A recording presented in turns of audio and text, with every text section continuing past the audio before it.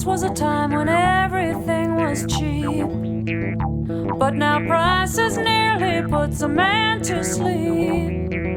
When we pay our grocery bill, we just feel like a making our will. Tell me, how can a poor man stand such times and live? Hello. Hey, Ploetz, how you doing? Good. I've talked to Lenny and Barb Nagel, and they're sort of looking forward to having you come over and take a walk around the old homestead. How long has it been since you've been over there? Say about close to 40 years.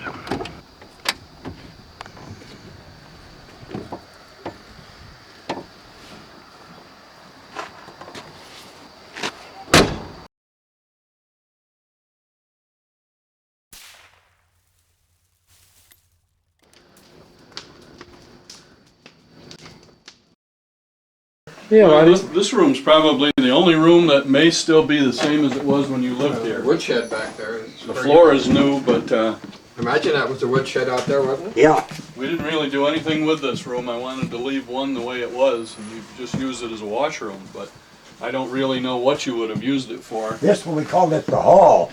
Oh, We used okay. to call it. And the woodshed was right through that door. Yeah. Yep. You know what this is now? It's my taxidermy shop.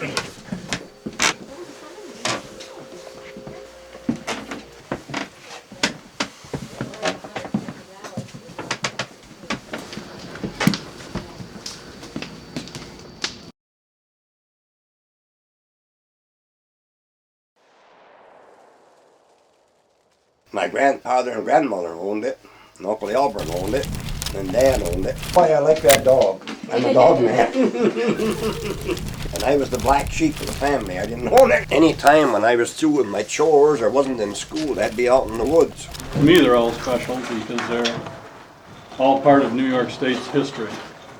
And I started actually collecting antlers when I was 10 years old. My dad cut a set off from a deer that he'd shot and said, just like snowflakes, you'll never find two alike.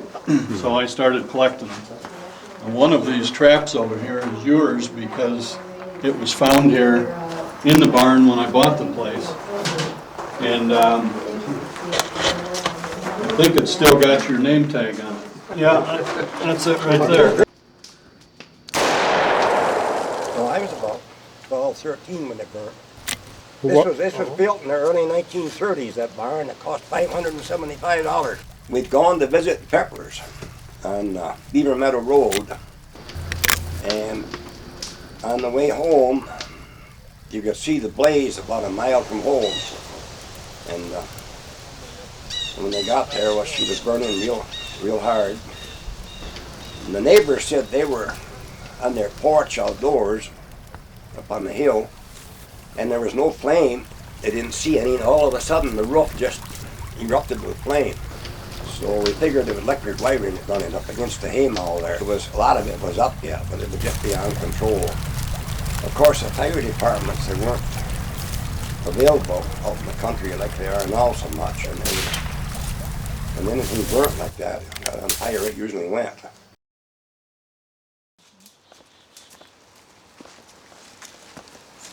Yeah, it'd be a sad day when they come in and tell us that it's time to pack up, that they're going to take it for the road.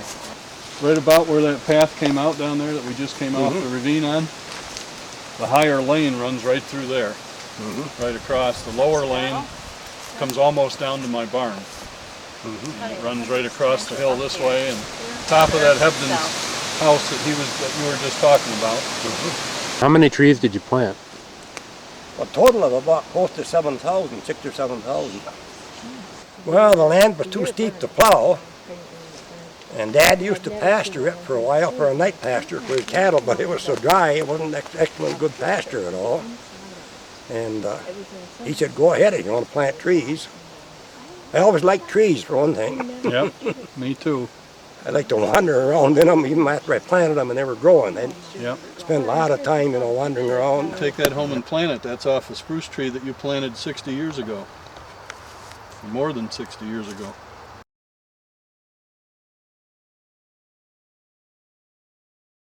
I started trapping when I was 7 years old.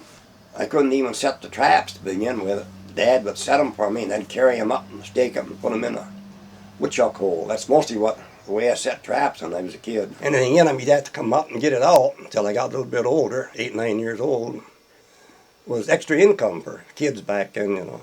What was there to trap around here? Skunks. What made it bad, I couldn't carry a gun when I was a kid, of course, when I get a skunk. You'd have to go out and clobber it with a club. Muskrats. Not many coon. And not too many mink. Were there any fox in the area? Not when I started. Mm-hmm. No fox, no deer, no turkey buzzards, no opossum. Well, the buzzards and possum never were here before.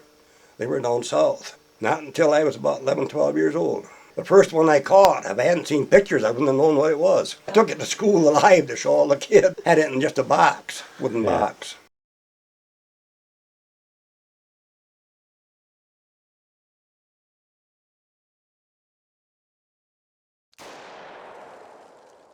Dad got a good-sized, it was spaniel and police crossed, and it was a wonderful rabbit dog. It was quiet on the track, but it was old, and we kept it in the house, and Dad said it farted too much in the house. We shot that, and he said they aren't good for anything. Got a bird dog and a red-bone hound cross, and we shot that. And he had a little black beagle-type coal black that used to track him and go hauling on his track, so we found him laying dead side of the fence line somewheres. What are your happiest memories? I guess going fishing with my dad and hunting and trapping, squirrel hunting. What was your saddest moments when you were there? Well, when Dad shot my dogs, when Grandma died, she used to live with us. I like it the way they got it there now.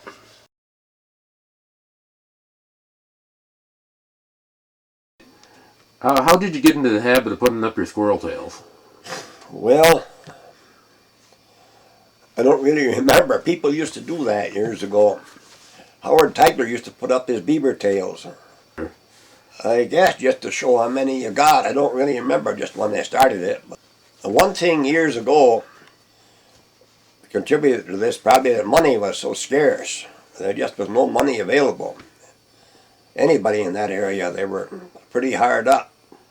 So you ate what you could get. And I just missed the whole thing, and I missed having the animals around, the horses. We used to go places with a horse and buggy yet when I was young, with a sleigh in the wintertime. Mm-hmm. The snow would get so deep you could drive right across the barbed wire fences. In the slow cooker, I put vegetables with them, potatoes and carrots, and maybe some beans I froze up out of my garden. And it works beautiful. Oh, Randall was a good old dog, fine as he could be. Every night at supper time, I believe that dog had said, "Hey, Randall, yo, yo, hey, Randall, yo." Oh, Randall from the barn, hey, Randall, yeah. Hey, yo, yo. Yo, yo. Randall had treed the other night, and I thought he'd treed a coon. When I come to find it out, he'd barking at the moon.